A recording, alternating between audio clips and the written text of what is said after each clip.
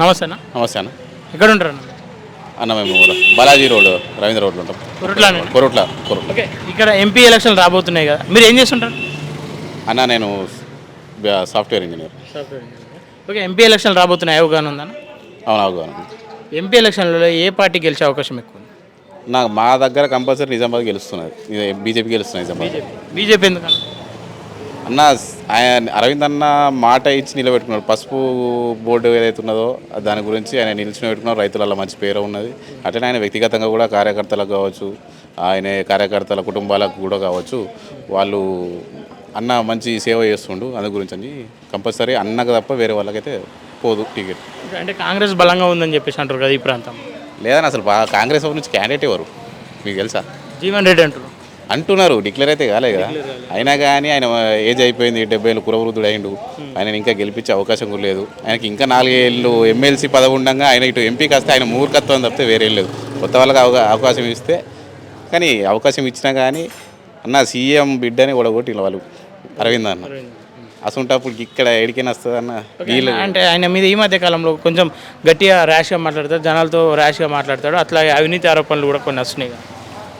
ర్యాష్గా మాట్లాడడం వేరు, అవినీతి ఆరోపణలు ఎక్కడ ఉన్నాయి అన్న? అవినీతి అనేది రూపాయి కూడా లేదు. మీరు అట్లా నిరూపిస్తే మాత్రం దేనికంటే దానికి ఎక్కడ చూపిస్తే అక్కడికి వచ్చి నేను మరి ఏదంటే అది వాళ్ళు ఏం చేయమంటే చేస్తా. ఆయన మీద ఇట్లా చూపిస్తే ఆయన సెంట్రల్లో ఏ పార్టీ గెలిచే అవకాశం ఉందా? కంపల్సరీ మోడీ గారు వస్తారన్న. మోడీ గారు వస్తారు కంపల్సరీ.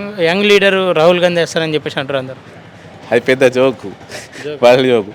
మీరు అంటే నాకు గూగుల్లో సెర్చ్ చేస్తే రాహుల్ గాంధీ గురించి మీకు క్లియర్గా కనిపిస్తుంది ఎవరు రాహుల్ గాంధీ అని. ఇప్పుడు సెర్చ్ చేసినా హూ ఇస్ రాహుల్ గాంధీ అని చెప్పేసి పప్పు అని అనిపిస్తుంది. పప్పు ఇప్పుడు నిప్పులాగా మారుతున్నట్టుగా. నిప్పు ఇప్పుడు కాదన్న, అది పప్పులాగానే ఉంటుంది కానీ నిప్పు అయితే కాదు. ఈ జన్మకు కాదు. నరేంద్ర మోడీ గారు ఉన్న తర్వాత వచ్చేది కూడా మళ్ళీ యోగి గారు వస్తారు, అమిత్ షా గారు వస్తారు తప్పితే పప్పుకి వచ్చే అవకాశం ఉండదు. ఎందుకంటే ప్రజలందరూ చైతన్యవంతమైనలు, హిందుత్వం మీద అందరికీ అవగాహన వస్తుంది. ఎవరు కాంగ్రెస్ పార్టీ అనేది కాంగ్రెస్ పార్టీ, కాన్లు ఉన్న పార్టీ తప్పితే వాళ్ళు హిందువులకు చేసింది ఏం లేదు. అదొకటి బలంగా ఉన్నది జనం గుండెలలో.